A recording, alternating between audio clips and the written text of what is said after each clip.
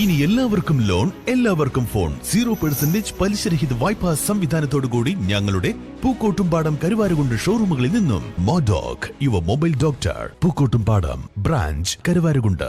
സാങ്കേതിക പ്രശ്നങ്ങൾ മൂലം നിർത്തിവെച്ചിരുന്ന കരുവാരക്കുണ്ട് കിഴക്കേത്തല തരിശ് റോഡിന്റെ പ്രവൃത്തി പുനരാരംഭിച്ചു. ജില്ലാ പഞ്ചായത്ത് അനുവദിച്ച ₹1 കോടി ചെലവഴിച്ചാണ് പ്രവൃത്തി നടത്തുന്നത്. നിർമ്മാണ പ്രവൃത്തി നിർത്തിവെച്ചത് വ്യാപകമായ പ്രതിഷേധങ്ങൾക്ക് കാരണമായിരുന്നു.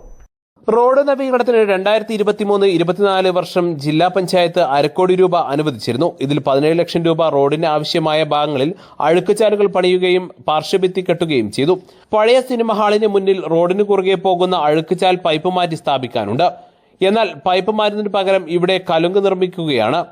വരും വർഷം വരാനിരിക്കുന്ന റോഡ് റബ്ബറൈസേഷൻ പ്രവൃത്തി മുന്നിൽ കണ്ടാണിത്. പൊടിശല്യവും ഗതാഗതക്കുരുക്ക് രൂക്ഷമായതും വലിയ പ്രതിഷേധങ്ങൾക്കും കാരണമായിരുന്നു. തുടർന്നാണ് പ്രവൃത്തി പുനരാരംഭിക്കാൻ കരാറുകാരൻ നിർബന്ധിതനായത്. വേഗത്തിൽ പ്രവൃത്തി പൂർത്തീകരിക്കണമെന്നാണ് ആവശ്യം ശക്തമാവുന്നത്. News bureau, Karuvarakundu.